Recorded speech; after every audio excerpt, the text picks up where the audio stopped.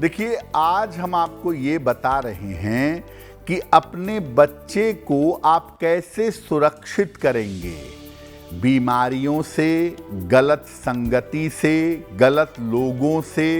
अपने बच्चों को कैसे बचाएंगे, क्या उपाय करेंगे। सबसे पहले जानते हैं कि बच्चों की सुरक्षा के लिए कौन से ग्रह जिम्मेदार होते हैं। देखिए, बच्चे की उम्र के 12 वर्ष तक सर्वाधिक प्रभाव होता है चंद्रमा का। इसके बाद से चंद्रमा का प्रभाव स्थिर होने लगता है और 12 वर्ष के बाद किशोरावस्था में बुध का प्रभाव शुरू हो जाता है।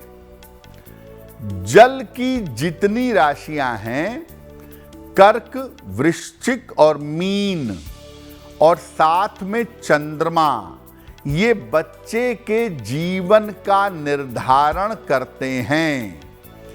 इनके प्रभावित होने पर, जल की राशियों में पाप ग्रहों के होने पर या चंद्रमा के गड़बड़ होने पर बच्चे की सुरक्षा के लिए संकट आ जाता है।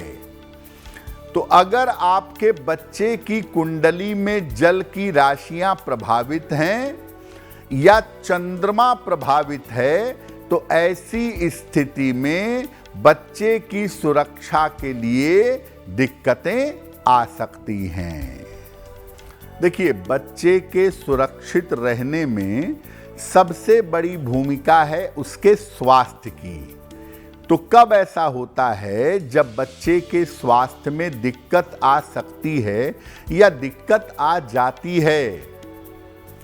देखिए, बच्चे का अगर चंद्र कमजोर होगा, चाहे बच्चा किसी भी लग्न का हो, किसी भी राशि का हो, अगर बच्चे का चंद्रमा कमजोर होगा तो बच्चे के स्वास्थ्य में दिक्कत अवश्य आएगी। बच्चे की कुंडली में अगर बालारिष्ट योग हो, बचपन में नुकसान का, अरिष्ट का, खतरे का योग हो, तो बच्चे के स्वास्थ्य में दिक्कतें आएंगी। अगर बच्चे की कुंडली के केंद्र में कोई शुभ ग्रह ना हो तो छोटी बीमारियां भी बड़ी हो जाती हैं और ऐसी स्थिति में बच्चे का स्वास्थ्य बिगड़ जाता है। अगर किसी बच्चे का मूलांक, जन्म की तारीख का संबंध 2, 4, 7 या 8 से है, तो ऐसे बच्चे के स्वास्थ्य में दिक्कतें आती रहती हैं। ऐसे बच्चे की सेहत गड़बड़ रहती है। तो मुख्यतः अगर बच्चे का चंद्रमा ठीक नहीं है या चंद्रमा को कोई सपोर्ट नहीं मिल रहा है, तो ऐसी स्थिति में बच्चा बीमार पड़ेगा, उसके स्वास्थ्य में मुश्किलें बनी रहेंगी। देखिए, ऐसा हो सकता है कि आपके बच्चे का चंद्र बहुत अच्छा ना हो, जन्मकालिक दशा बहुत अच्छी ना हो और कुंडली में वाटर साइन, जल की जो राशियां हैं वो नकारात्मक हों, तो बच्चा बीमार रहता हो अक्सर। क्या उपाय करेंगे? बच्चे के गले में चांदी का एक अर्धचंद्र धारण करवाइए। चांदी का अर्धचंद्र या तो चांदी की चेन में या लाल या पीले धागे में।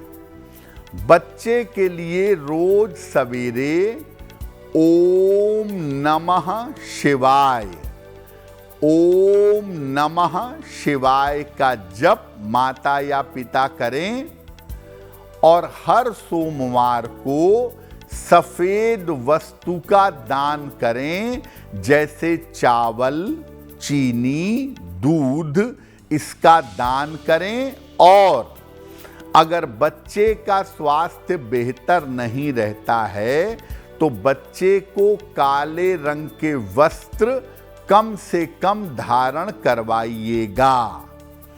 अगर आप ये उपाय करें तो आपके बच्चे का स्वास्थ्य इम्प्रूव होगा, स्वास्थ्य की स्थितियां बेहतर होंगी। बहुत बार ऐसा होता है कि बच्चा असुरक्षित हो जाता है, बच्चे की सुरक्षा में समस्या आ जाती है, उसकी संगति की वजह से, समाज के नकारात्मक लोगों की वजह से। ये समस्या आती कब है? देखिए, बच्चे के लग्न का स्वामी अगर कमजोर हो, क्योंकि लग्न आपका शरीर है, आपकी फिजिकल बॉडी है, तो जब बच्चे के लग्न का स्वामी कमजोर होगा तो बच्चे की सुरक्षा में समस्या आएगी। अगर बच्चे की कुंडली में शुभ ग्रह क्षीण हो यानी कमजोर हो तो बच्चे को सुरक्षा नहीं मिलेगी, प्रोटेक्शन नहीं मिलेगा और सुरक्षा में समस्याएं आएंगी। अगर किसी बच्चे की कुंडली में गुरु चांडाल योग है तो ऐसी स्थिति में भी बच्चे की सुरक्षा में समस्या आ सकती है।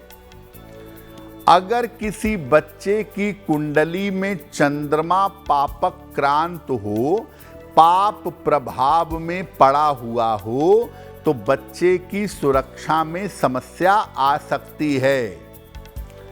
अगर बच्चे का जन्म राहु की दशा में या केतु की दशा में हुआ हो तो ऐसी स्थिति में बच्चे की सुरक्षा में दिक्कतें आ सकती हैं।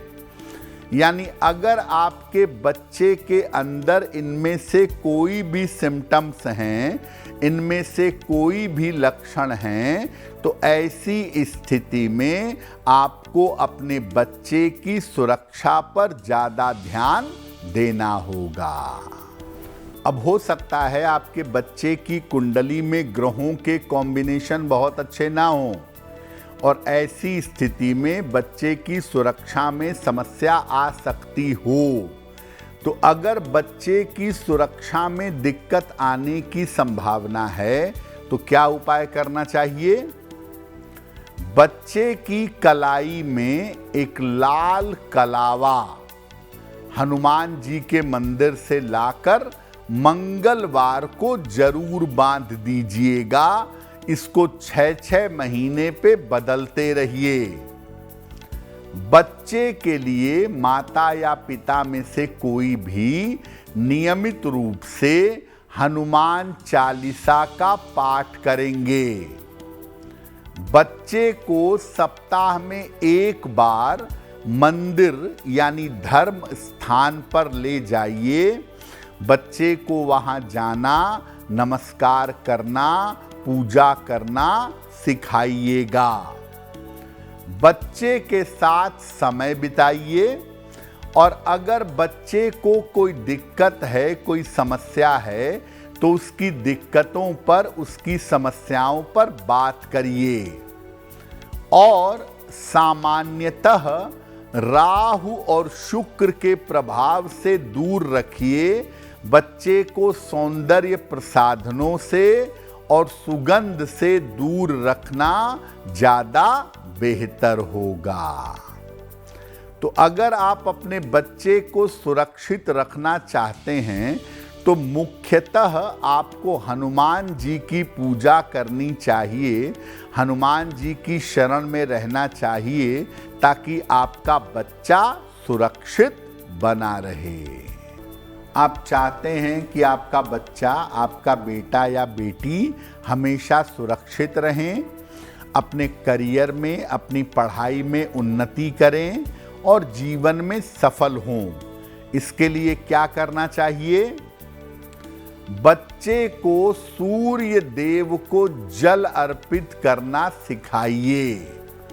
बच्चा रोज सुबह सूर्य भगवान को जल चढ़ाए, वो ज़्यादा बेहतर होगा।